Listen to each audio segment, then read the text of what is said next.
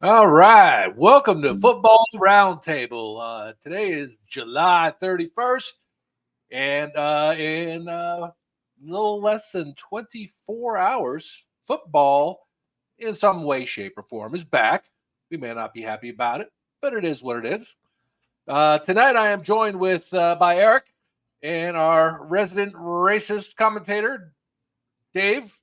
Football is back with the Triple K, the KKK. We do not like that here, folks. Take nothing by it. He just made it back. It's a lot of A's, not K's, David. Hey, that's all right, man. But I am not racist in any way, shape, or form. So no, David is not. None of us are. So none of us are. But yeah, I have to admit, I do miss chocolate bear. Got to have those KKKs, man. It's all about it's football season, dude. I'm wearing my second jersey of the season.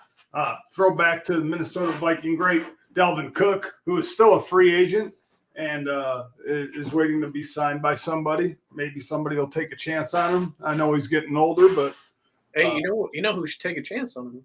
Who have no depth at running back? The Buffalo Bills. That'd be a fun story. Whatever, buddy. Doesn't his brother play for Buffalo? Yeah. Couldn't be like Eric don't know what he's talking about. Just let him go on with those. Who's your backup, Dave? Ty Johnson and Ray Davis. Okay. I'm fine with that. Dalvin Cook, here we come. Yeah, no, not a chance. Now the team that should be interested in Dalvin Cook is a team like the Dallas Cowboys. That's who I think would be a perfect fit for Dalvin Cook. They can't pay him. But unfortunately, and again, this is going to go back to a lot of our conversations and what makes sense and what doesn't. It comes down to football teams who value developing the guys they have as opposed to investing in a aging veteran who's going to be there for a year, maybe two. Okay, we don't know what Rico Dowdell can do for Dallas. We don't know what Deuce Vaughn can do for Dallas. We look at those guys and we say, they're tweeners or this and that. But, if they give a team 500 to 700 yards in a season, that might be all they need for that team, because you still have a team and Dak Prescott as a quarterback who's going to be throwing the ball. CeeDee Lamb's going to be getting his passes. So again, you look at the team makeup, look at the way their offense is run, and then you find out, do I really need to sign a Dalvin Cook? So again, I think Dalvin Cook's going to be an injury pickup during the course of the season for somebody who needs a back. I don't think he's going to sign before. But go ahead, Sean. I'm sorry. I didn't mean to start that off. That's okay. It took us less than 3 minutes to talk about the fucking Buffalo Bills. So, there you go. So anyway, before we begin, remember to please like, notify, subscribe, and share for all of our latest stuff. Paoli is in the house. Paoli, you're going to like my buy or sell, baby. All right. So this week's news. Okay, so obviously the Hall of Fame games tomorrow night at this time. Bears versus Texans. They've already said that Caleb Williams nor any of the Bears starters will be playing in the game, and I do not believe that that Texans are going to start anybody. I mean, play any of their starters.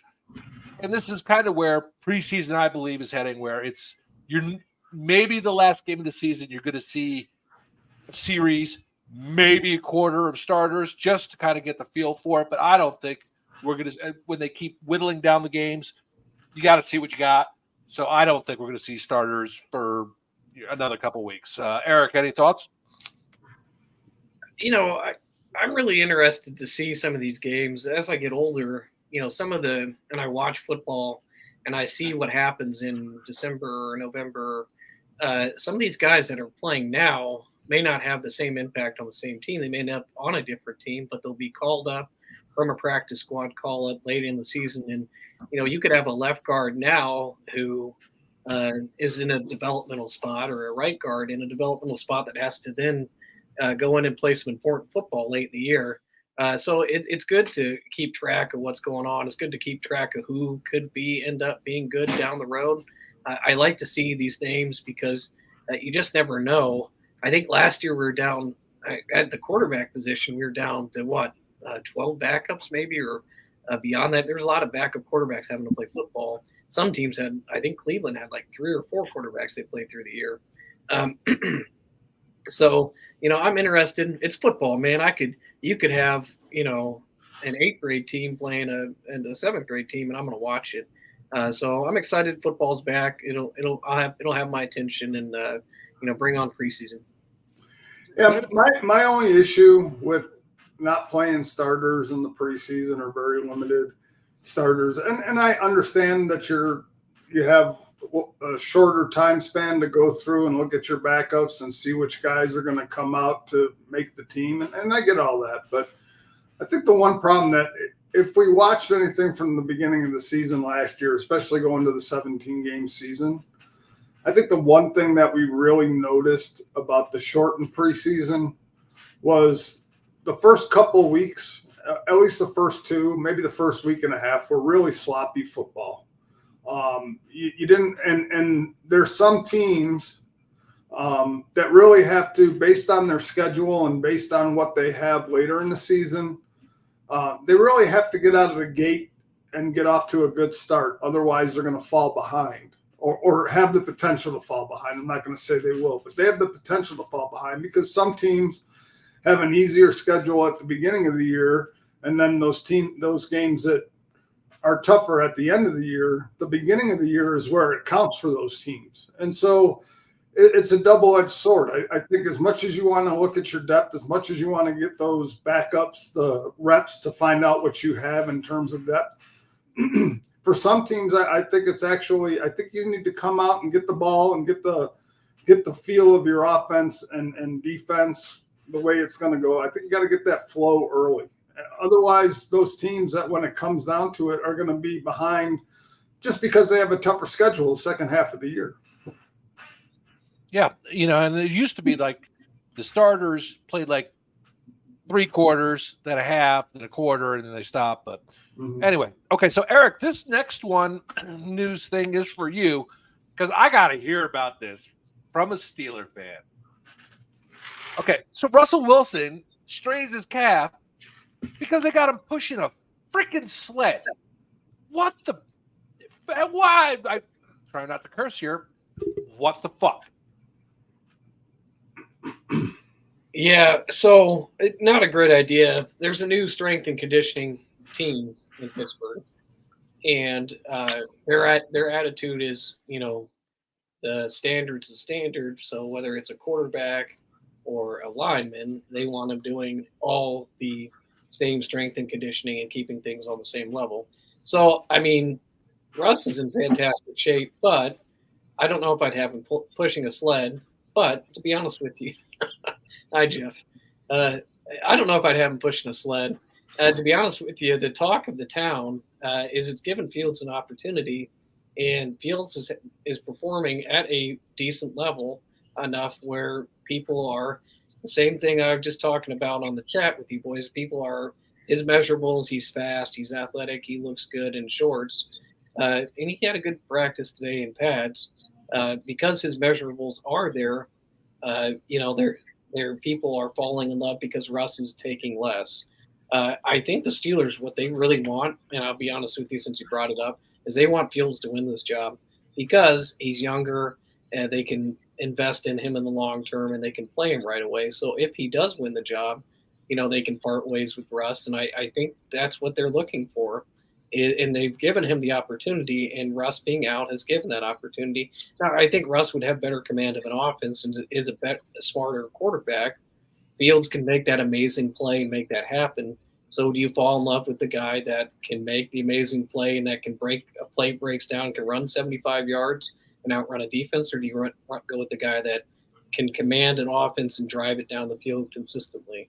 I mean, that's what you're going to boil down to.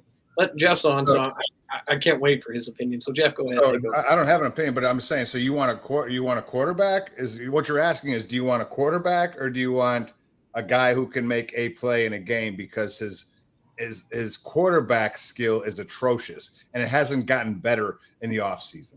But I'm glad he looks nice in shorts. Yeah, and I agree. I'm all for Russell Wilson, but I'm just telling you what the media. I mean, and I'll share the media is in love with, and we're always in love with. We're tantalized by that great run where he jumped in the water at the end of the Chicago game, right? Yeah. And that's a lasting image. It's comical at best, bro. And I'm busting your chops because you were talking about the Steelers and Russ Wilson, and that when I came on, which is always wonderful because that's hilarious to me. But the media has really made some of this stuff comical at best to me, because at the end of the day, the media is why Lamar Jackson was the MVP. The media is why Justin Fields is even in the NFL anymore. And I'm wholeheartedly saying that. And I don't want to say in the NFL. I'm talking about as a quarterback conversation. He could have stayed in the NFL if he wanted to be Devin Hester or a running back or anything else. But we talk nonsense, and I'm not talking about just now. I've talked nonsense about Lamar Jackson. In life, I've talked nonsense about Michael Vick. I've talked about RG3. And I'm using these quarterbacks. I mean, I've talked nonsense about a lot of people. I'm using these quarterbacks as a balance towards Justin Fields, right? Or as a typical or type of quarterback like Justin Fields. The problem I have is that those three quarterbacks aren't comparable in any kind of way to Justin Fields, because all three of those quarterbacks could actually throw the ball and they actually could make things happen. Justin Fields is absolute, and I don't want to call him trash because he's a great athlete. I mean, he's by far, to me, I think he's probably one of, if not the best athlete in the NFL. But at no point in time is there a semblance of a quarterback that's skilled, and from any statistical look, right? And oh, by the way, it's not even the statistics that point to it. It's watching him play. You talk about Josh Allen being dumb, and I know this is not a Josh Allen debate, so that's what I'm talking about being smart with the ball. Justin Fields hasn't even shown remotely any level of vision from a quarterback's perspective. I think he is. I think the media will keep him in a league longer than his quarterback skills will keep him. Let me ask you a question, and throw the Steelers out, Bills out. Sure. We were talking Justin Fields. When I said I would line him up wildcat, I'd line him up running back, I'd line him up at wide receiver, and I'd use him as an athlete in all these different ways. What you just said completely agrees with that, correct? You would use him not as a quarterback, but as an athlete. Yeah, no, I would. But here's yes, to answer your question straight point blank, that is the only way I'd use him. And because at the end of the day, Taysom Hill does gadget plays that isn't even an eighth, a 15th, a 32nd of an athlete that Justin Fields is. Even Taysom Hill does phenomenal, and there is no concern of him throwing the football. And to me, that's what I would do with Justin Fields. I do not believe in any kind of way that the Steelers coaching staff will do that with Justin Fields. Yeah. Well, here's the thing. I mean, the biggest knock that I have about Justin Fields is he's a one-look quarterback. He does, like Jeffrey said, he doesn't have the vision on the field. If there is a route that Pickens is supposed to run, if Pickens is covered in that route, Justin Fields tucks that ball and he's going to run. There's no second read or third option. It is that guy or I run the ball. And if you can clog the lanes against Justin Fields where you can trap him and avoid him from running, he's as good as dead in the water. And the play is over because he doesn't have the instinct or the field vision to read the progression through who he has to throw to. It is one guy or I'm running the ball. And he doesn't, it's not even that. It's crazy to me. This goes back to like the Steve Smith conversation. This actually goes back to, what was the name of the quarterback for the Raiders? Jamarcus Russell? No. I don't even think he quarterbacked for the Raiders. No, I mean I know he was there. Kerry Collins.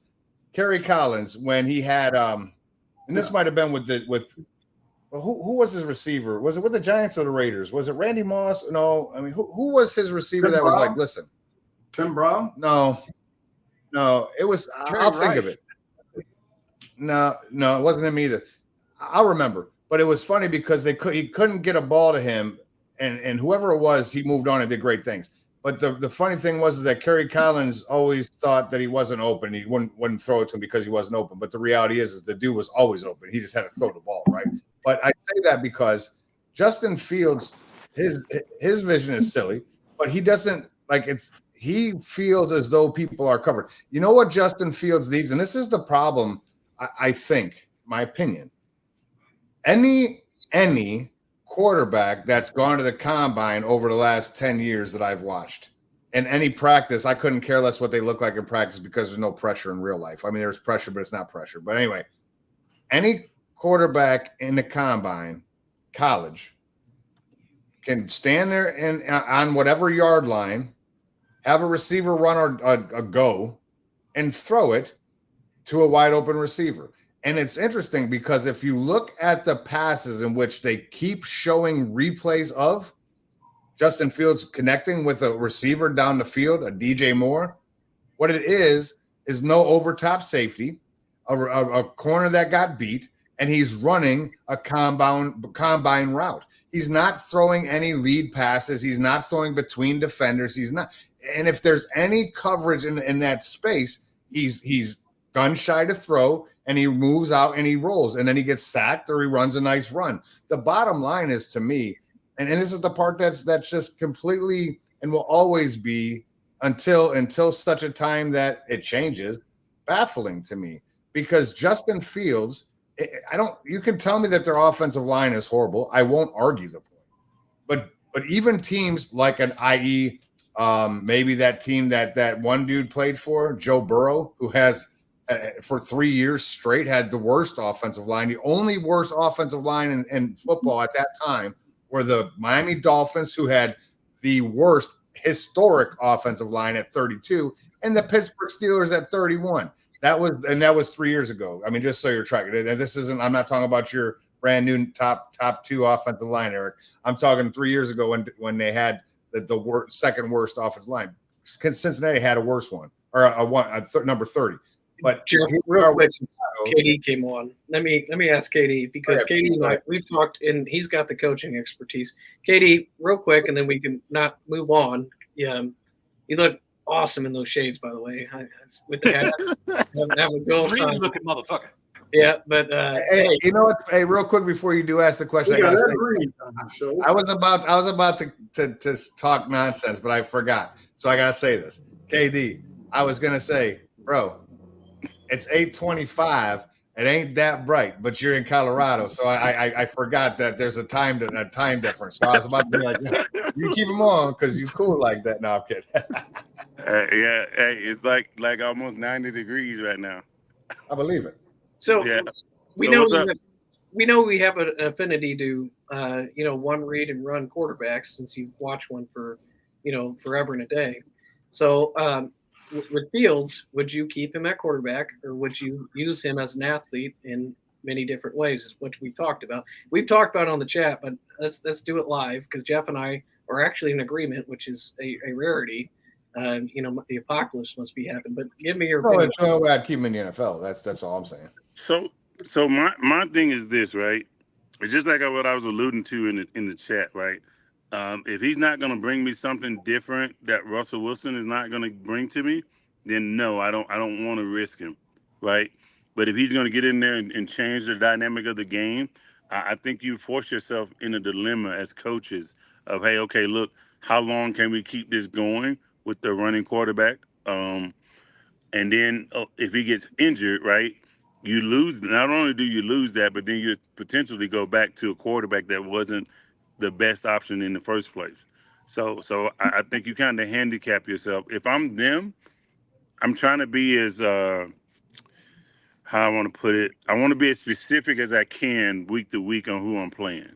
if that makes sense to you. Like, I want to game plan it. I don't want to just say, hey, look, this is who we are, and we're going to go out and do what we do. That's why I was telling you in the chat about them going to 12 and 13 personnel, because you haven't ran a whole bunch of it, right? So if you come out with Washington and Pat Freiermuth, now I don't know who would be your third tight end, but if you came out in that set, and if you believe George Pickens is the guy, or whoever, Calvin Austin or whoever, if you believe those guys can go out and win one-on-one, then it will work, because now I have a passing option out of it, and I can run it out of it. So now you load up the box, but then it's matchup problems, even at the tight end spots. And, oh, yeah, by the way, I got a quarterback that can pull it and run it. So yeah, if you're going to do something like that, I'm all for it. If you're not, if you're going to turn around and go spread and have Justin Fields back there by himself, I'm not for that, because we already know, just like what Jeff was talking about, we start forcing him to try and read defenses and make decisions when stuff breaks down. It's just not going to end well. So, well, and that's just it. It's Justin Fields doesn't know how to throw a receiver open. He knows how to throw to open receivers, but he doesn't know how to throw them open. He can't read the receiver going. He doesn't throw to a spot. He's got to throw it to a guy who beats the cornerback. And that's a big dilemma for a NFL quarterback. I mean, that all of those intangibles make and round what a true quality NFL quarterback is, and he does not have that. Can I make one last? I know we want to move on. I just want to make one last point about this, and it's not. I mean, I'm really interested in the future here, right? And so I think Justin Fields made a mistake by getting traded to Pittsburgh, personally, because I don't think that, because he's a free agent at the end of the year, so he's not going to be able to, unless Russell Wilson gets hurt and unless he wins the job, whatever, he's not going to be able to generate enough tape to show a free agency team, a team in free agency, that he can be the guy. So what he's going to end up doing is doing one of two things: signing another small deal to play in Pittsburgh next year, to maybe play based on the 2-year contract that Russell Wilson has, or he's going to find the market and see what he can do and take a bridge deal. I just don't think it was a wise choice for him to be there. So that's why, or even for Pittsburgh, by the way. So in my mind, Eric, no different than it was the day he traded him, my future says that by trade deadline, Justin Fields is traded. And I think it's traded based on the fact the 4th round pick or 6th round, right? 4th if you play X amount of games, 6th round if you don't. And I think they're going to try to recoup a draft pick, maybe go get a 3rd or 2nd based on whatever injury that is to whatever team's quarterback goes down. I don't see this being the Steelers' way of trying to say, I want to develop this kid to be our starter, whether it be this year or next year. I just don't see it, but I could be wrong. And I look forward to what that brings, because the only way he plays in Pittsburgh, if I'm being honest, is a Taysom Hill type, but you're paying him $24 million for that, right? And now what he's getting. No, he's not getting paid 24. I don't think he's got a small contract. I think him and Russ together, it's like $3 million this year. That's right. Well, because he wasn't a 1st round pick, was he? He was a first. Yeah. He was a first. Well, what's on his? I'm not saying what is Pittsburgh paying him, but what his contract value is worth. He's a. Yeah, he's got a big. I think he's got a big contract. Chicago's eating most of this money. Right. Most. But I don't disagree. I don't think Justin Fields is a long term answer. So Sean, go ahead and take us to the next topic. I'm sorry we went off trail. All righty. So one of the thing in the news this week was Aaron Rodgers and Wilson Garrett. Garrett Wilson had an argument at Jets camp. It was pretty heated, crazy. Yeah, two. Is that an issue, or is this just a seasoned veteran quarterback saying, "This is what you got to fucking do, and do it"? Well, like Aaron Rodgers came out today and said, he goes, "Look it, I think the media makes it more than what it is because they don't understand the conversation that we're having." He's like, "Look, he's got to get on the same page as me, and I got to get on the same page as him. So while an animated discussion can be just that, it doesn't mean," he goes, "usually at the end of the discussion, we're both smiling because, look, they're competitors. They're alphas. They want to win. Wilson does things a certain way, Rodgers does things a certain way. I guess that's how they work things out. The fact that you're in New York and you're under a microscope and everything that Aaron Rodgers does is going to get magnified. That's training camp. That happens in every training camp. The Miami Dolphins had a huge brawl the other day at training camp. So, I mean, it happens. It's nothing other than if it's Aaron Rodgers, it's magnified. Garrett Wilson's a discontented, disgruntled diva wide receiver, and he needs to be traded because Aaron Rodgers doesn't get along with them. It's all just media bullcrap. It's just two players. It keeps it going, right? I mean, the bottom line is how many times, like, this isn't like a new thing for Aaron Rodgers, right? I mean, he got into it with Devontae Adams, and he always did, right? Because the one thing about Aaron Rodgers is that he demands perfection, and because at the end of the day, what they want to do is to ensure that the routes that they're training on are the right routes to run, period. Because Aaron Rodgers, and to Eric's point for the last few weeks, right, about getting rid of the ball quickly, being precise on routes, because at the end of the day, we know that a 40-plus-year-old Aaron Rodgers coming off an Achilles injury is not going to try to be extending plays. The receivers need to run the known routes and run them precisely the way they're supposed to be run, so Aaron can deliver the ball precisely where it needs to be. So those are conversations just about being perfect on the route. And, oh, by the way, if Garrett Wilson had an issue, Sean, for real, then he's an idiot. I mean, I say that with all. I mean, no, they're going to be competitive and they're going to do it. But you got arguably, I mean, a top 5 of all time quarterback that's telling you that's getting in your. And even if he's a top 20 of all time, he's still a multiple MVP winner, a Super Bowl champ, a Hall of Fame first ballot guy. So when it's just like if Brady, when Edelman talks about the stories about Brady on him, those are hilarious stories. And did they get into some shit? Yeah, but it's what happens when you have a true leader on the field being the captain, right? And running the ship. So it is what it is. And by the way, Rodgers said he likes it when there's discourse. So he doesn't want to be the telling person to do it. He wants some communication, as long as at the end of the day, they come to some even ground or common ground. And I like that. Yeah. So you'd rather say whoa and not sick 'em, right? So you like the energy and you like the discord early on because they're going to work through some of these issues communication wise. A training camp fight, a spat on the sideline. This is the time to do it right now because ideally you're going to work through crap as you move on through the year. I don't mind it. And like I love when football starts, but the media drives me nuts because we're going to make a big story after little things that are just normal progressive football building teams. So not a big deal. I think he and Wilson will be fine. Well, here's the thing. Of course, you got these puny little fucking podcasts. These guys got nothing to talk about because it's the summer, so we got to make shit up. So we're just going to go on with this. KD, any thoughts about the Rodgers-Wilson situation? Look, you're bound to have this with every quarterback and wide receiver on all 32 teams. You're going to have this. So I think it's a non-story until it's a real legitimate story.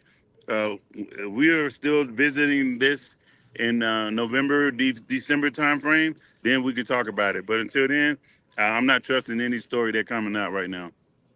I will say one thing, though. It does give the Jets and the New York media fodder to talk about it because, if Aaron Rodgers would have been at mandatory minicamp, he could have got on the same page as Garrett Wilson. So, I mean, I think that's why it's a story at all.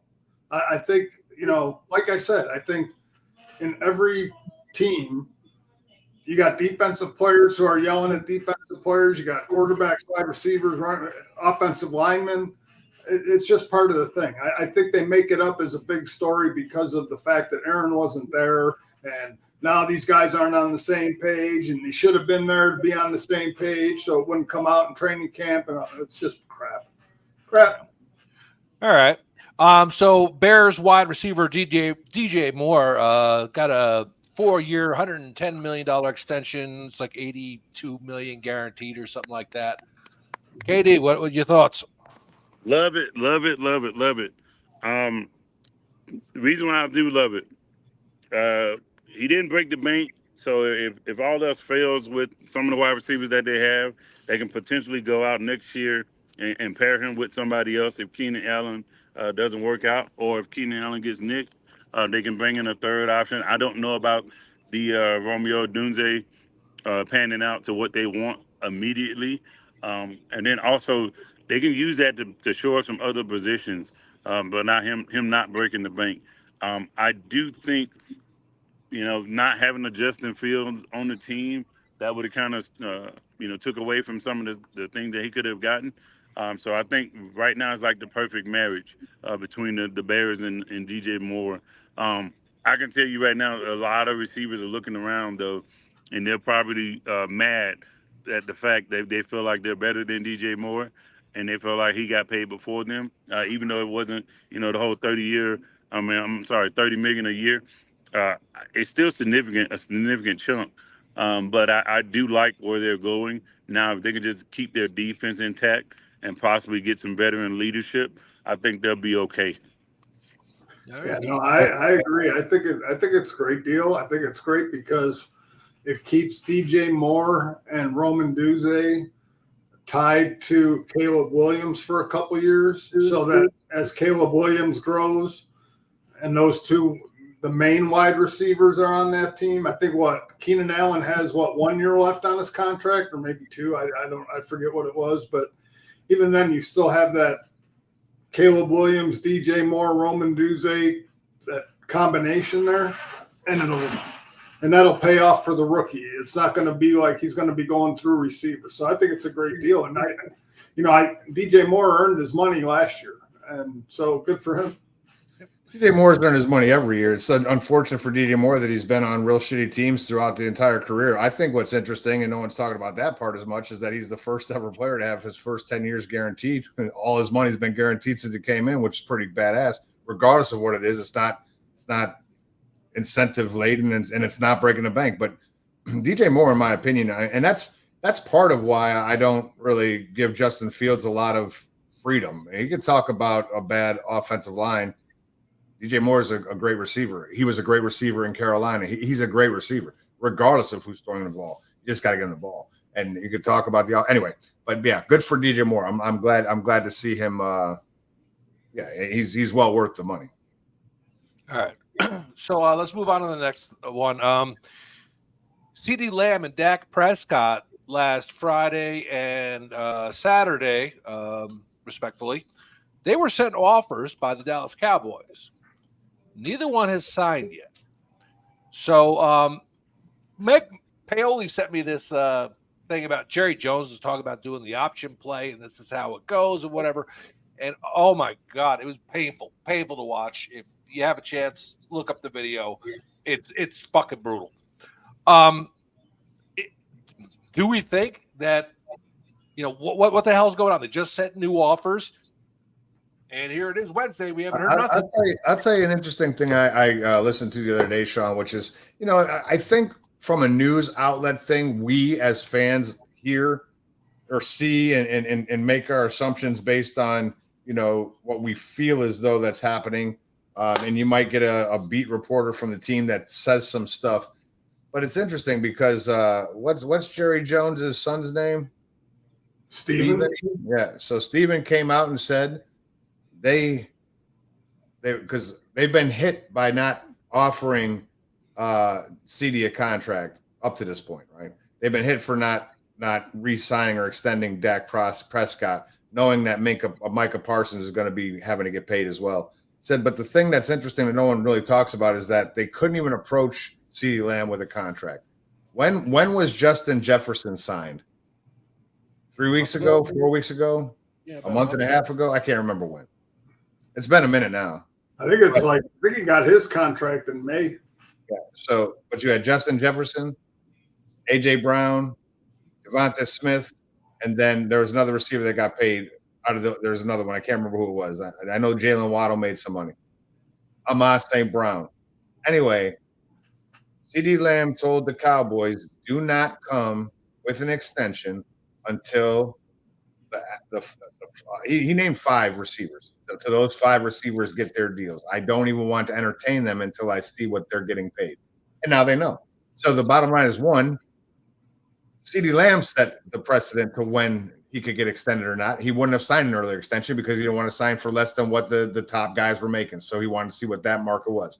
Meanwhile, what does that do to the Dak Prescott signing? Well, it puts me back on that. Now, we know that if they sign Dak Prescott to an extension that frees up cap space, right, it would have been able to do some things in the free agency realm. However, that still impedes on the signing of CeeDee Lamb when it comes time to it. So I'm really interested in what the numbers, the value, and what that looks like. And I will tell you, I do not. David and I talked about this the other day, and I don't understand the Dak Prescott thought process. I mean, understanding that, I heard the conversation regarding CD after I talked to Dave. So that makes sense as to, hey, we got to wait for this dude so we can start to let the pieces unravel, right? Although it put a huge damper on the free agency period this offseason. But really, I just can't, for the life of me, understand what the contemplation is with Dak Prescott. I don't understand it. They've shown it a million times. I've seen this. I've seen the video by the same dude who said Buffalo sucks, and I don't know his name. I just know. I think it's the guy that Eric was like, whatever his name is, whatever his name is, Canton. Is that his name, Canton? I don't know. But he's like, this guy's awesome, and I was like, hey, I don't even know who he is. But that dude said that stats. If you look at the stats, wins, losses, Mahomes has 3 more wins, but every other stat offensively, Dak Prescott has better stats: completion percentage, touchdowns, lower interceptions. All those things are better over a course of 50 game span, right? And to me, who is Jerry Jones? If not Dak, that's fine, but then who? Because there's no other quarterback in the NFL that's comparable to Patrick Mahomes from a statistical perspective besides him, Joe Burrow, and Josh Allen, right? I mean, from a statistical perspective. So none of those quarterbacks are going anywhere. So is Jerry Jones going to roll the dice with drafting someone from next year's class? Is he going to go and let Trey Lance be the guy? Tua's now signed, so he can't go get Tua. I mean, as if that's a good choice. But anyway, I don't know what Dallas is doing, to be honest with you. To me, it's just crazy. We're going to get to Katie's early last word in real quick, but I just want to say, in terms of Sean's option idea, okay, Dak's had like a rebuilt leg and he's got like Terminator parts in his leg, and we're going to go run him on the option. You better be playing Trey Lance. You better be trying to run Lance out there to get him killed, because that ain't going to work. So I did see that. It's ridiculous, and I think Jerry Jones is starting to maybe need some mental help. He may be going down the Joe Biden dementia way pretty quickly here. Probably. Well, we're not political on this show, nor will we be, but we just got to call it like we see it. All right, KD, since you got to bust out of here, I'm going to give you the last word early, because otherwise these guys take up all the air in the room. KD, what you got for us?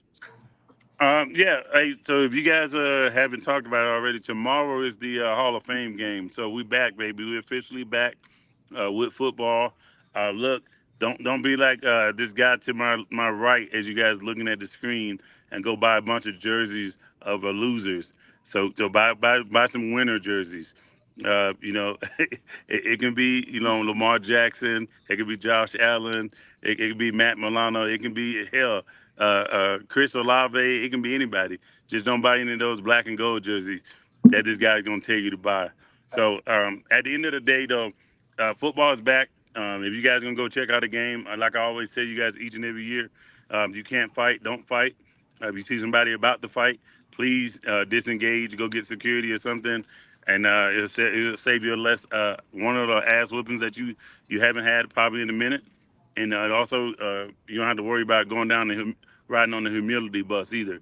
Because if you ride on the humility bus, just remember, hey, look, we probably got that video and we're gonna play it. So. All right, thank you, we're gonna play. KD. Yeah, it's good to see you back, man. It's good to see you, Katie. Keep those glasses rolling, man. That beard's looking mighty Jeff-like. I know you. You and Eric are trying to catch up. David shaved so he looks like a ball sack. Well, I do have to say one thing. Jeff, look, listen. So if I get it close to where you are, I'm gonna just change my name to Black Jeff. Yes. Well, hey, I got to tell you something, because when we were doing this, and I saw the building and the trees back there.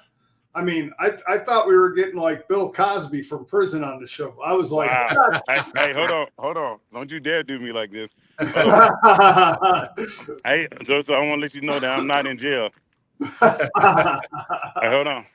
I'm gonna spin around for you. Hopefully you can see I don't know if you can see the mountains or not. Oh yeah, I see him.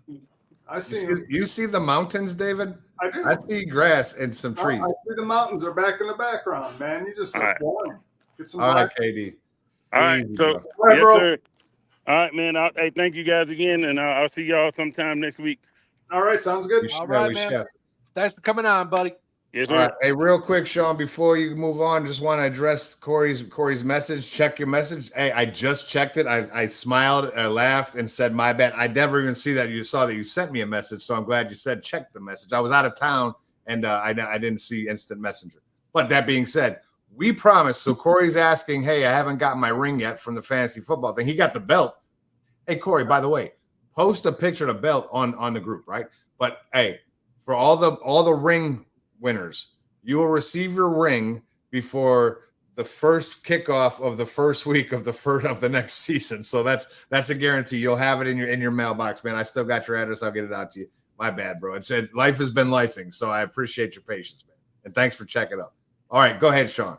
All right, so this is our last news story of the week. Someone on the Raiders, a safety, was playing with a Kermit the Frog doll that had a Mahomes jersey on it.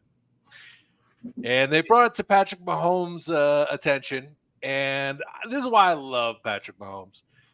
He said, it'll get handled when it gets handled. Now, honestly, don't poke the fucking bear, man. What are you thinking? Okay. And I know the Raiders defense is better, and they ruined Christmas for Kansas City, and I was okay with it. I don't know, man. I don't think Patrick Mahomes is the kind of guy you want to really piss off. Any thoughts? Can I start? Or Jeff? Yeah, I don't mind it. You know what? Go after him, get in his head, and if he's going to be that butthurt about a Kermit the Frog thing in August, and he's gonna that's what's going to motivate him to want to kick your ass in November. I mean, so be it. Taunt him, get him mad. What has happened isn't worked. He's won the Super Bowl last 3 years. He's found a way to win. So I don't know. Maybe hit him upside the head and piss him off. Maybe he'll make some mistakes. I don't mind it. I like the trash talk, and they're grown men. They're adults. I mean, he's got to be able to handle his stuff. Something's got to work because I'm tired of him. Oh yeah, no, I think rivalry. I would say, David, you don't get to talk fucking second. After every goddamn person, you think you're the next one in line. You talk for 10 minutes. I will talk for 4 hours, but at this time I'm going to talk for 4 hours second, as opposed to 4 hours third or fourth. Listen, real quick. The difference is, it is quick. The reality is, in my opinion, the Raiders have been obsolete for quite a long time. We've seen in the offseason, based on videos about Devontae Adams moving with Jimmy Garoppolo, all the nonsense shit that was kind of going on last year during the season. And now you got Antonio Pierce. That's his name, Antonio, right? Yeah. Yeah. You got Antonio Pierce, who's bringing a different culture to the team. You got a desire for team players to win. What I don't see, so I know the defense is there. I think they're playing better than they had been playing, and they picked it up at the end of the year, and they won the last battle, like you just said, Sean. I mean, the bottom line is Devontae Adams said we won the battle, but they won the war because they won a Super Bowl. I think that they're trying to get in the mindset like it is a rivalry, right? The Raiders and Chiefs are a rivalry, but I think that they're really trying to bring it back to another level to where it can be competitive. And I just don't know how the Raiders are going to do it with their offense. With their quarterbacks. I don't see that. But listen. Good coaching can trump some bad playing, right? I mean, some talent. It really can. And I'll tell you, with Antonio Pierce making them have the will to play, you might see I don't think you're going to see a Raiders competing for the Super Bowl. But I will tell you, you will see the Raiders competing every single game. Not by score. I don't know what that's going to look like. But I'm telling you, from start of the game to the end of the game, that's what you're going to see. So if this is it, man, all they're trying to do is get into the head of Patrick Mahomes before Patrick Mahomes gets on the field. Because Crosby's going to be in his head for the week leading up to his game, right? Well, and that's just it. I mean, look at you got Jonnu Smith who plays for Miami, shit talking the Buffalo Bills and their fans and everything like that, and it's rivalry stuff. Just like I'm sure Pittsburgh talks about Baltimore, just like Baltimore talks about Pittsburgh, Cleveland, Cincinnati. If you need words from another team to motivate you, you're in the wrong business. Because you say that, Davey, but I'll tell you, there's words from other teams that coaches hang up on the wall. I'm not saying that. But all I'm saying is, at the end of the day, the Raiders can do what they want. They can make fun of Kermit the Frog. Well, make fun of Kermit the Frog because, again, he's won 3 Super Bowls or 2 Super Bowls in a row, or 3 out of the last 4. So if that's what they have to do to feel good, that's awesome. But I don't think it motivates Kansas City any more than it motivated when they played them last year before they made it Kermit the Frog. The fact is, Kansas City has goals that are beyond just the Raiders. But it does make the rivalry that much better. Hey, Dave, real quick, didn't they get Kristen Wilkins on the D line with Crosby? I mean, yeah. If Mahomes is going into that game worried about a Kermit the Frog moment, I'm going to help you out here with Jeff. If he's going to get crushed because he's got Wilkins and Crosby and all those. They have a defense, the defense will compete. The problem is Jeff's right. The offense probably won't do enough to win those games. But the only thing Christian Wilkins likes to do is grab quarterbacks in the nuts. Okay, I get the fact that he's good. I'm not saying he's not great. No, that is weird. He does do that shit, which is kind of really weird. But but I mean, it's really weird. But like if it was one time, it'd be one thing. But it's like 7, 8, 9, 10 times. You're like, what? Okay, bro. But Wilkins is a good guy in the middle, and it's going to take some. I mean, their defense definitely. Hey, real quick. Hey, Sean. Hey, Dave. Look at the chat, the internal chat, because I think that's absolutely hilarious, Sean, and he probably should adjust that. Anyway, moving on. Okay, so after David reads the comment there, we're going to go to buy or sell. Yeah, whatever, Sean. Yeah. Whatever. Did you load up my intro, David? Huh? My intro to buy or sell. Yeah, I did. Of course I did. I can't not.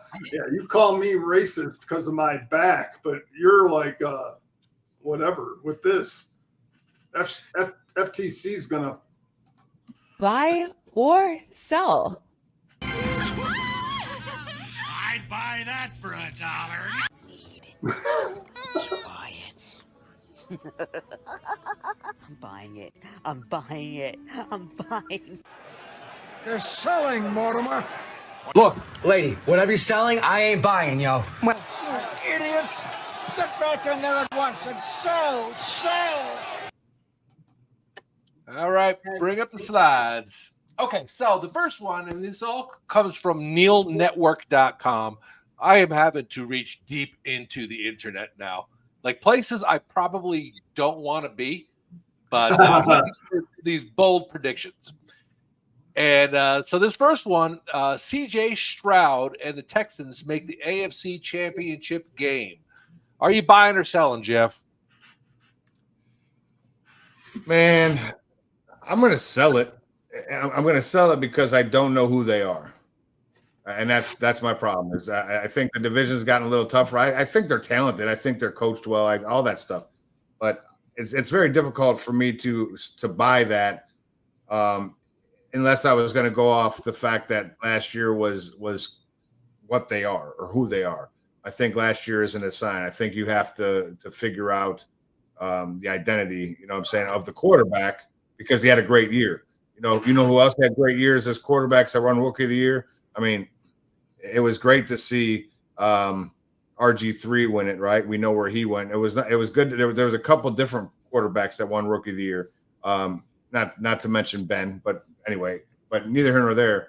That actually Vince Young won Rookie of the Year, and we know what Vince Young did. So I want to see him do it again. It's the same conversation, Sean, I had last year from the end of the year to the start of the year when I said, Geno Smith, you guys keep talking about this dude all of a sudden being great because he had a good season.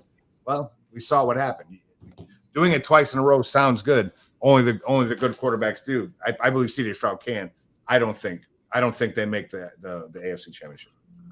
David. Yeah, well, again, I could have bought this until we went through the AFC West schedule last week, and when I see exactly the teams that they have to play, I mean, They're in the South. huh? They're in the South. Yeah, that's good, but their schedule is tough outside of the South, and so their first. I know, but you said when we looked at the AFC West schedule. Yeah, or when we looked at the AFC South. I'm sorry. So I think because of that, I mean, if they can run that gauntlet and get there, I mean, if CJ Stroud is the real deal, I mean, they did load up on talent, offensively and defensively.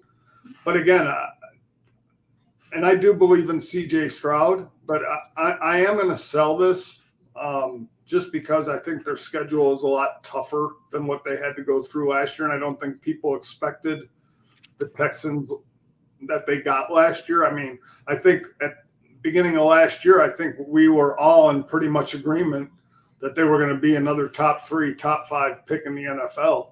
And they came out of nowhere and shot the hell out of us all. So I don't think they're going to take anybody by surprise this year. So no, I'll sell it. Okay. I'm selling it for Jeff's exact reasons. I just want to see CJ do this 2 years in a row. They got a lot of good pieces. They picked up a lot of pieces in free agency and everything. But I'm just I know one of their players just got suspended for 6 games for PEDs, but I'm not buying this yet. I think they're going to make the playoffs. I don't think they're going to make the AFC Championship. Eric? Yeah, Gandalf's got it right in the top corner there with everything he's got.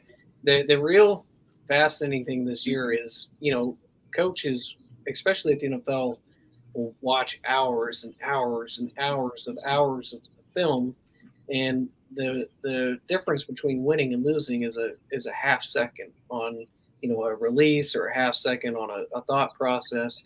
Now that they've watched Stroud, how he responds when a coach comes out there and has a great plan like Flores did to Lamar years ago. You remember, Lamar was killing it, and then they went down to Miami, and Flores had a perfect game plan and wrecked him, and he never recovered the rest of the year. So it'll be really interesting to see how Stroud responds to that when a coach has his number. And then there's film on how to beat him. Does he then work on his whatever that needs fixed? Does he respond to it? How does he handle it mentally? I think that's one of the more fascinating stories of the year. All right. So this next one's to David. Atlanta Falcons make a playoff run.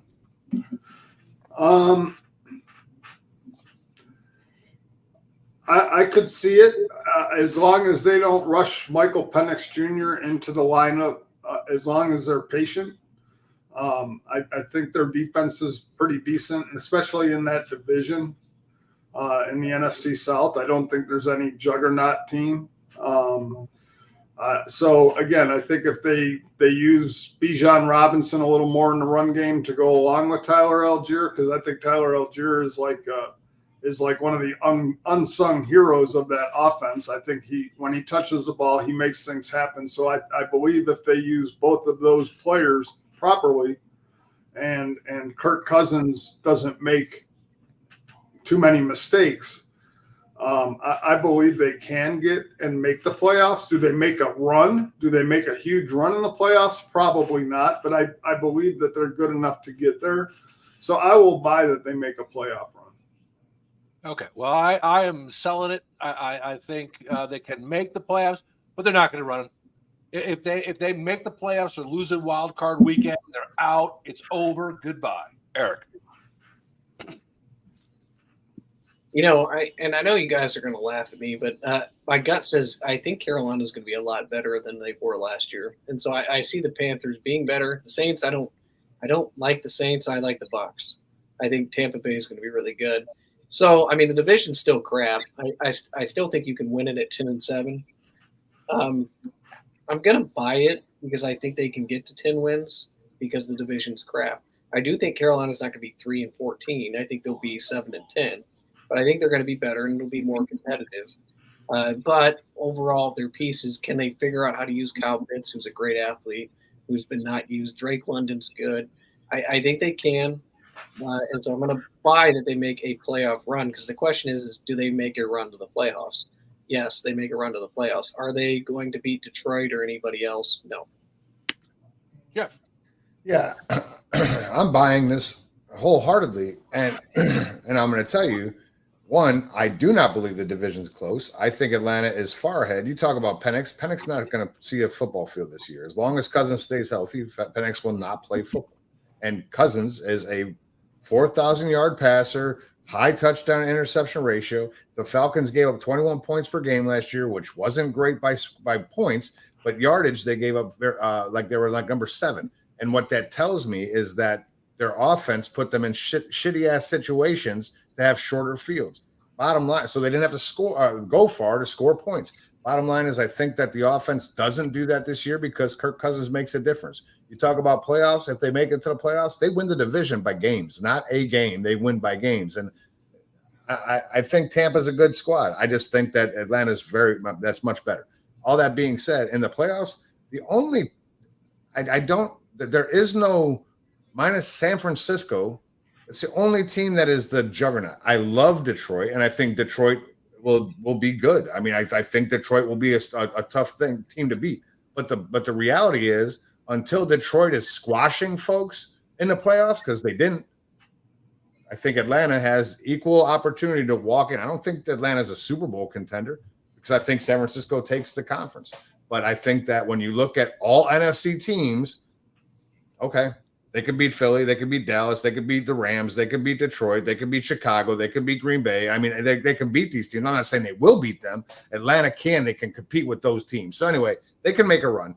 Again, they're not a Super Bowl, in my opinion, but they can make a run. All righty. Next one.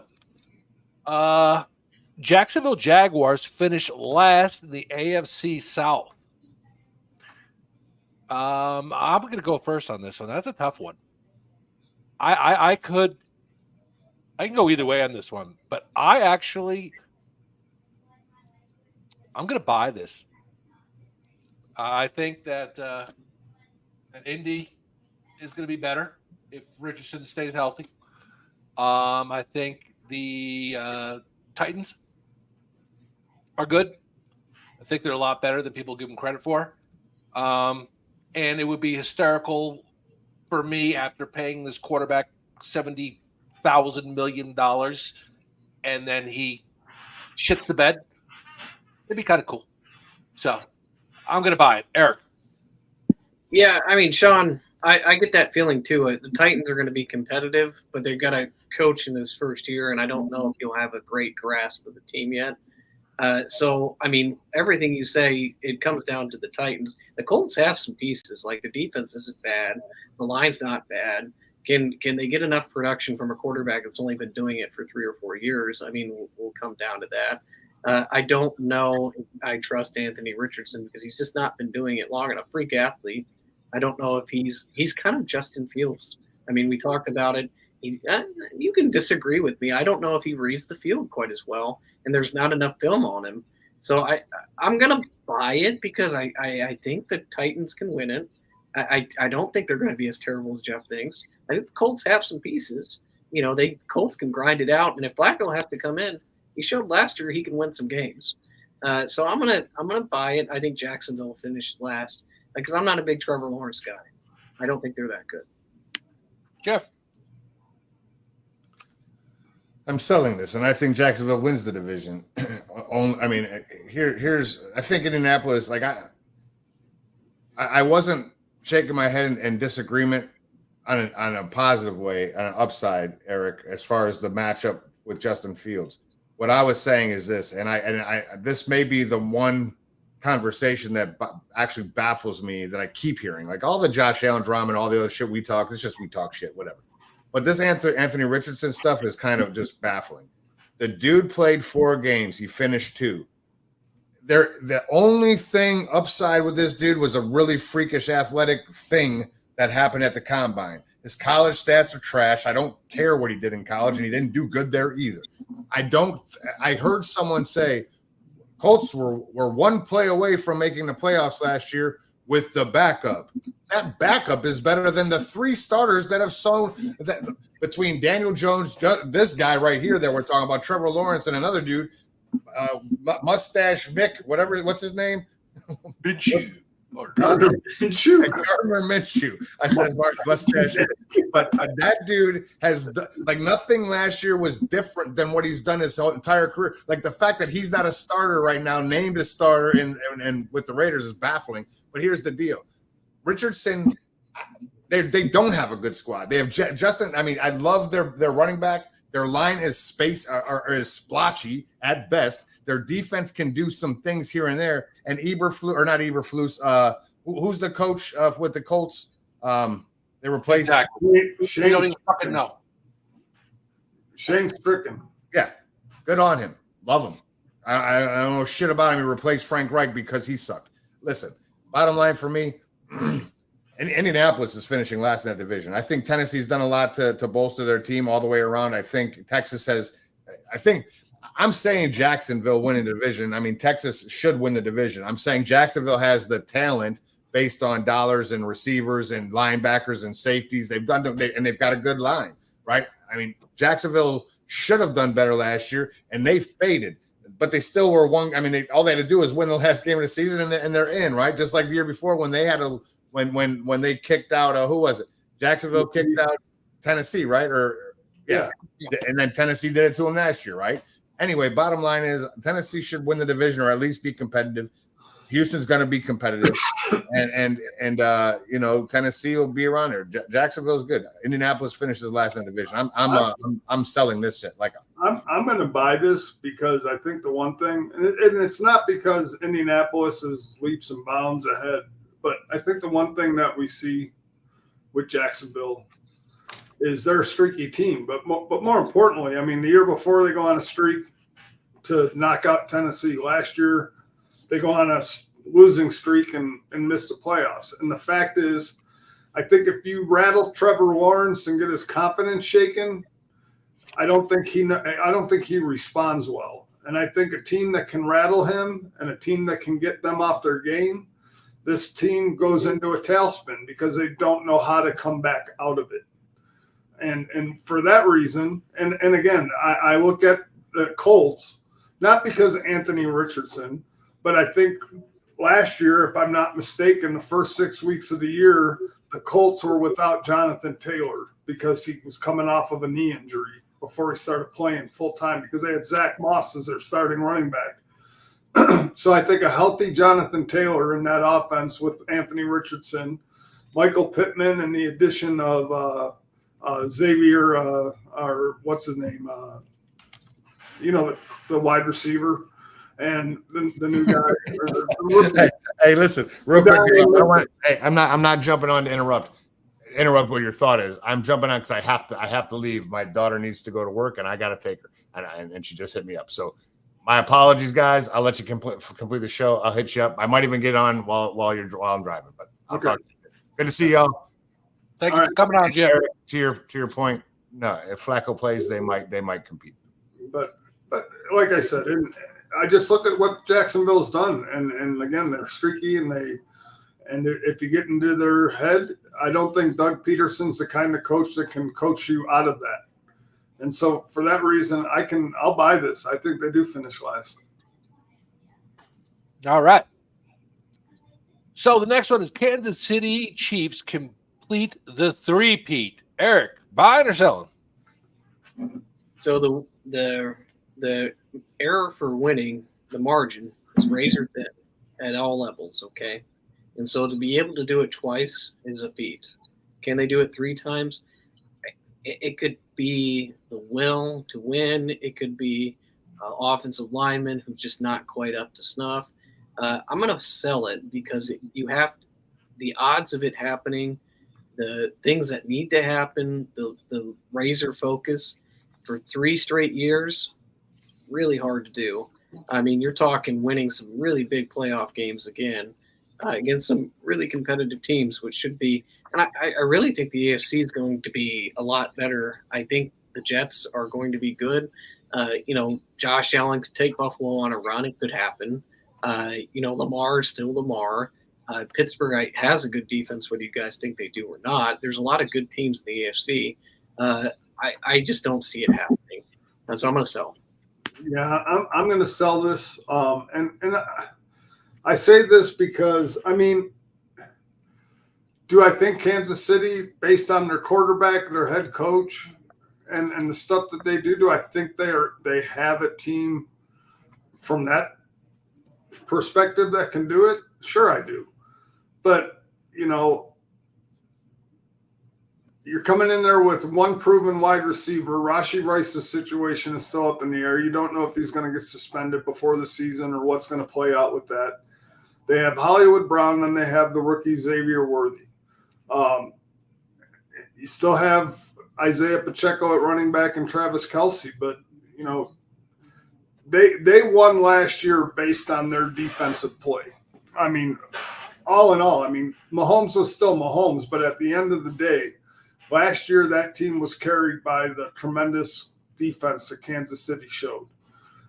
Nick Bolton got hurt in training camp with his elbow. You know, a lot of things have to go right, and injuries have to not mount up. And so it's hard to do it once, let alone twice in a row, 3 times. I just don't see it happening. So I'll sell it. They might make it, but I don't think they win it. Okay. I'm also selling this one for the pretty much same reason you guys saying. 3 times in a row is tough. You know, I know Tony hurt his ankle. He better get a handle on that because obviously he can't catch a fucking ball. But yeah, I'm not buying him going 3. He also can't line up on sides, right? That's true. I mean, let's face it, the Kansas City Chiefs, I mean, thank fucking God they were playing the Buffalo Bills, who, whenever it's on the line, cannot kick a freaking field goal. That's the only reason why they were in the Super Bowl. All right. Very well could. So this one, we talk about this one. It was just the last one on their particular list. But Buffalo Bills missed the playoffs. David, you buying or selling? Sell it. I'm selling it. They make the playoffs. I'm not going to say they win the division because the Jets very well could. But again, I'm not going to say they don't win the division, but I don't think they miss the playoffs. I think they're still too good of a team to miss the playoffs. I still think they're better than Miami. I still think they beat Miami twice. They beat New England twice, and they split with the Jets. And if you take care of your division, the rest takes care of itself. So, yeah, I sell this. The Bills will make the playoffs this year. I'm gonna buy this, not to spite you, but I think the AFC North is a really good division. And I think we could see the exact same thing happen next year as this year. And I can see Buffalo just being on the cusp. They're going to be close, being on the cusp, but I think they're going to get knocked out by somebody, i.e. Cleveland or something like that. David, Eric, your name's on the screen. Sorry. Well, thank God Jeff isn't here, right? Because I think he would just lose his mind. So what was their record last year in the division, Dave? Last year, I think they were 4-2. So they got beat by the Jets. They got beat by the Patriots. Yep. Yeah. And last year on this exact show, we said we started talking about what was going to happen, and we were going to sweep the Patriots, going to sweep the Jets. We heard the same things. So here's the deal. It's the best division in football. The North's going to be really good, and it's a close second. But Miami's good. New England is better, and I don't care what Jeff says. New England will be. They have young players, and they're going to get better. They're not going to compete, but they're going to compete in games, and they're going to be tougher than they were last year. Last year was rock bottom, so they'll get better. They can only get better. And the Jets are, on paper, really, really good. They've got a defense that will beat you up and a quarterback that knows how to win because he's won a lot. And he's never had a defense like he's had in the Jets. So looking at their schedule, the first 8 games are critical. I have them going 3-5. I don't think they can recover from that. I don't see them any better than 9-8, 10-7. and I don't think 10-7 may get you in. Tough schedule. I don't like the depth they have. They haven't. So Brandon Bean had a great chance to put some talent around them, and instead he's going by the, hey, let's hope that Josh can make these people better instead of getting the real difference makers. I don't like the depth they have on offense, especially. The defense is going to be good, and the defense and system will be good, but I don't know if the offense has enough. And just saying Josh Allen go win me games, I hate that attitude, and that's going to burn him and destroy him. So I think they need to put more around him, and they need to invest heavy in him while he's in his prime. They'll have money to spend next year. I think they'll come back next year, and if they're good and they're smart, they'll get rid of their coach. I don't like their coach late in situations either. So for all those reasons, I'm going to sell. Okay. And here's the last one. This is from me and Michael Paoli. Philadelphia Eagles go 14-3 this year. Buying or selling, Eric? You guys remember the Nabi Asamoah Dream Team where we heard they have all these players and they're going to be super great? This reminds me so much of that year. It's funny how history repeats itself. I'm going to sell. They go 14-3. The division stinks, but I think the Giants will be better, and I think the Redskins will be better and competitive for the same reasons I talked about New England. I think that Philadelphia's not going to go run through them like everybody thinks they will. So I'm going to sell this. I've got Philadelphia, I think, at like 11-6, 10-7, but 14-3, not happening. Yeah, they do not go 14-3. This team has showed me what they are. I don't think Jalen Hurts is a great quarterback by any stretch of the imagination. I think he's a good quarterback. I don't think he's an elite quarterback. Again, I think it's going to come down to a lot of when the pressure mounts and the situation isn't going their way. Can Nick Sirianni hold that team together? I don't know. I think he's proved that he can't. Does A.J. Brown not throw a temper tantrum because Devontae Smith is getting the ball thrown to him more? Is he going to not throw a temper tantrum because they're going to be handing off to Saquon Barkley more? So I think this team implodes on itself. And I actually think that this team finishes second or third in their division because of that. I think Dallas takes this division because I think Dallas and Dak and CD and them, whether they get extensions or not this year, I think they bet on themselves and they go out and they play and they play well. So I sell that they go 14-3. Okay. Well, I just have their schedule up. We'll get more in depth. I try to put their schedule up, but take a look at it. We're talking, Green Bay, Atlanta, New Orleans, Tampa, bye. And I think that's the Colts or something. Oh, no, it's the Browns. Giants, Bengals, Jags, Dallas, Washington, Rams. I mean, it's not that brutal of a schedule. I mean, they got. I can look at 6. I can look at 6 of these games right now where I could say they could probably lose. Okay. Baltimore, Atlanta, Green Bay, Cincinnati, Baltimore again. Oh, that's preseason. I'm sorry. Yeah. I'm sorry. So Green Bay, Atlanta,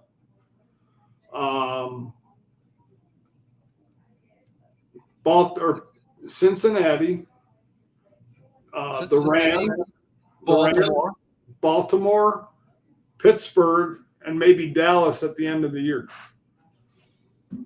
I mean, it's still so you got 4 losses there. So I said 14-3. Green Bay, okay. Atlanta, Cincinnati, LA, Baltimore, Pittsburgh, and Dallas at the end of the year. Okay.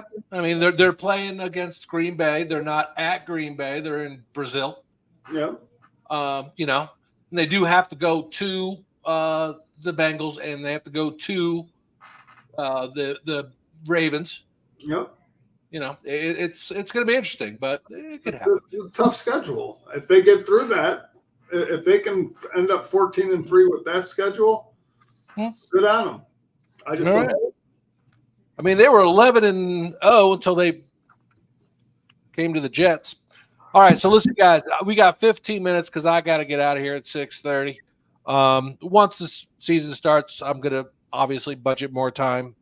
So do we want to go with the NFC North or the AFC North for game picks? Let's go AFC North. Okay. Going to the AFC North. So I am going to do my brother Eric a solid. I'm going to give him the Pittsburgh Steelers and the Baltimore Ravens. No, I should take Pittsburgh because it'll be more objective. It'll be 9-8, and it'll be 9-8, and you'll be like, oh, I'll be very objective. I'll be objective. I'll be fair. I'm not going 20-0. You're gonna have them going 15-2. I got 12-5. Watch. Okay. Okay, so David, we're going to start with the Cincinnati Bengals with you. Sunday opening week, they have New England at home. Cincinnati.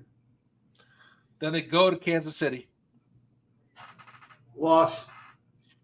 Then they have a Monday night game, Washington at home. Win. Then they go to Carolina. Win. Then they have Baltimore at home. Loss. Then they are at the Giants on Sunday Night Football.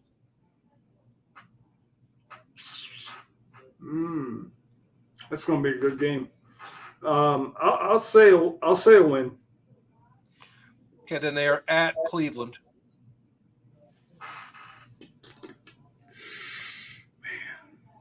You know what? They're at Cleveland. That's a loss. Okay, then they have Philadelphia at home. I'll say the Philly game is a win. Then they have Las Vegas at home. I say that's a loss. Then they are at Baltimore on Thursday Night Football. Loss. Then they are at the Chargers. Win. Then they have a bye week. Then they have Pittsburgh Steelers at home. At home, I'll give them a win. At home. Then they go to the Dallas Cowboys for Monday Night Football.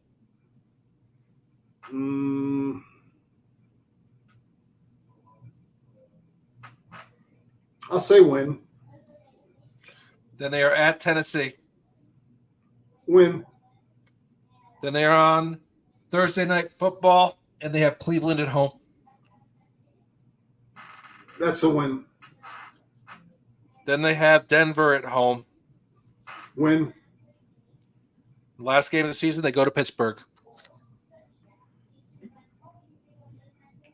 At Pittsburgh.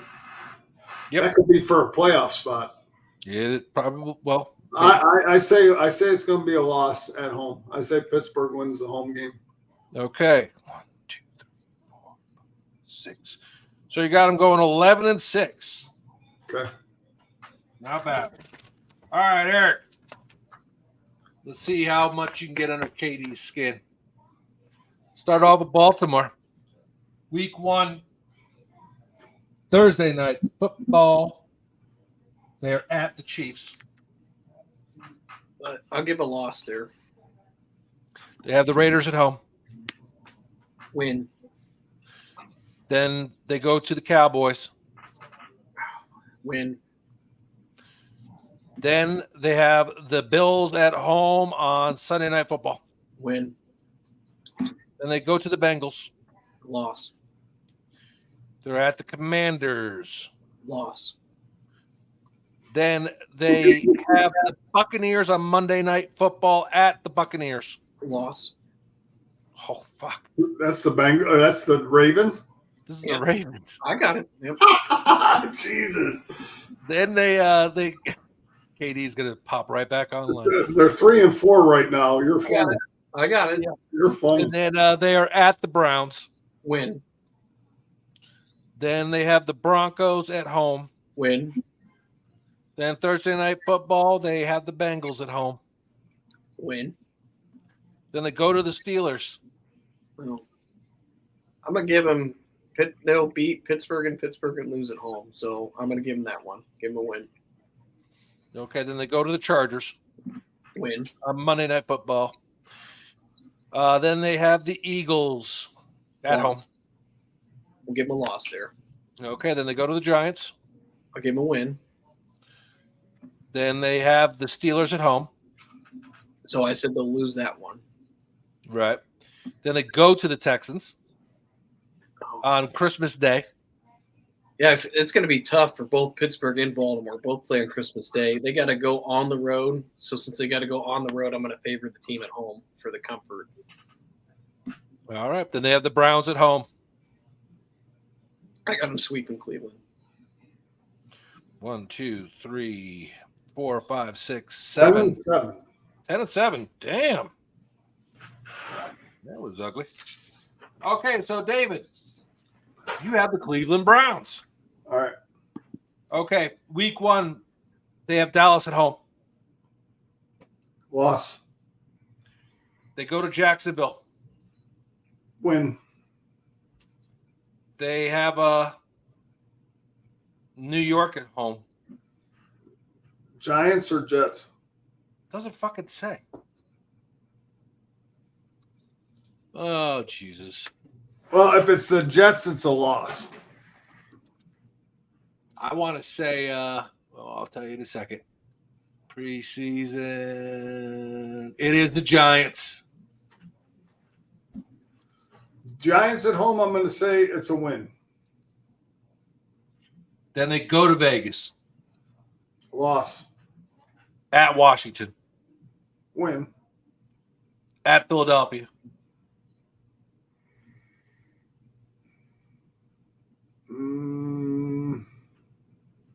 Loss. Then they have Cincinnati at home. What did I have Cincinnati doing at them? Cincinnati and Cleveland. You had the Cleveland winning. Okay. Yeah. I think I had them split. So. Yeah. Then they have Baltimore at home. Loss. And then at LA Rams. Loss. Well, Los Angeles. I don't. Yeah. God damn it. It could be the Chargers. Loss. Or if it's the Chargers, it's a win. If it's the Rams, it's a loss. It's the Chargers because the AFC North plays. That's a win. Okay, that's a win. Then at New Orleans. Win. Then their first primetime game, they on Thursday at they have Pittsburgh at home.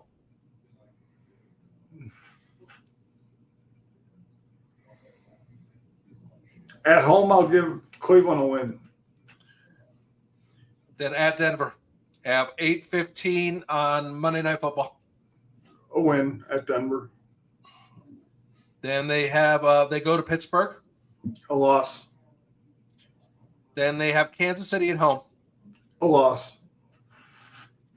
Then they are on Prime Video Thursday night at Cincinnati. I had them splitting, right? So then Cincinnati. Yeah, you had them. Yeah, you had. That's a loss. So then they have Miami at home on December 29th at night on it Sunday Night Football. That's a win. I agree with that one. And then at Baltimore for the final game of the season. Loss. Okay, so 1, 2, 3, 4, 5, 6, 7, 8. You got them at 9 and 8. Cleveland Browns. Okay, so Roll, before we go into this last one here, if your professional football team cannot put on their website a printable freaking schedule, you're a freaking jackass. So So the Cleveland Browns don't have it. So I got this. This is it. But it only says New York. It doesn't say New York Giants, NYG. And then it says Los Angeles. There's multiple teams there. Okay? So, and I bitched about it the other week. Now, for the ultimate stupidity, I'm sorry. Look at this for the Steelers. They got to have, come on. Just make it a regular schedule. Uh-oh. So KD just said something in the internal chat. I don't know what it was. Okay, so here we go, Eric. And then we're going to wind this up. Thank you all for watching. Tune in next week after football truly begins. Don't forget to like, share, subscribe, and notify. Okay, regular season. So the Steelers go to Atlanta. Let's get a loss. They go to Denver. Win. They have Chargers at home. Win. They go to Indianapolis. Win. They have Dallas at home. Win. And that's a Sunday Night Football. Mm-hmm. And I like how Sunday Night Football and Thursday nights, they're starting to flex early. So, like, if both these teams suck on Sunday, October 6th, they can't get traded out of that position. They used to only do it at the end of the season. Now they're just pulling the trigger. Okay, so then they go to Vegas. Yeah, so Aiden O'Connell's a quarterback. Win. Then they have the Jets at home at Sunday night. Loss. Then they have the Giants at home on Monday night. Win. Then they have a bye week. Then they go to Washington. I'm going to say they come off the bye week. I give them a win. Okay, then they have Baltimore at home. So that's a loss. Then they go to Cleveland. I'm going to say it's always better to bet they split. Thursday Night Football. So I'm going to give Cleveland the win. Okay. Then they go to Cincinnati. So I'm in the same thing. Go Cincinnati. Then they have Cleveland at home. Win. Then they go to Philadelphia. Loss. Then they have Baltimore at home. Have we done Baltimore on the road yet? I'm sorry. Yeah, Baltimore. They had Baltimore at home. You said loss. Sorry. They are at Baltimore. Loss. Yep. So are you at Baltimore? You're a winner or loss? Win. Okay. Then Kansas City at home. So Kansas City's got a short week. I don't remember who Kansas City has the week before, but I'm going to give them an upset win on that one. And then they have Cincinnati at home. I'm going to say they beat Cincinnati at home in the year. What have I got? 12-5. You got 11-7. I think they'll play 11-6. He's 11-6. Okay. 11. Yeah, the Baltimore game at Baltimore, he's got him winning. Mm-hmm. Losing at home to Baltimore, but winning at Baltimore, which is like happens every well, we haven't lost at Baltimore since 2019.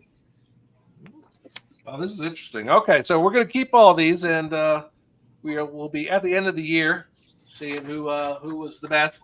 Although we know we pick week by week and have our little contest, and we all know who's the fucking best at that. That would be me, the champion from last year. You guys couldn't even come close. All right. So thank you all for watching. We've already done our last word with KD, so don't be fighting when you go to football games. And for all of us from the couch here, you guys have a good night. We'll see you next week. Welcome back, football. Y'all be good, folks. Anybody having the last word? Or we out? KD already had the last word. My last word is we'll see y'all next week. Same bat time, same bat channel.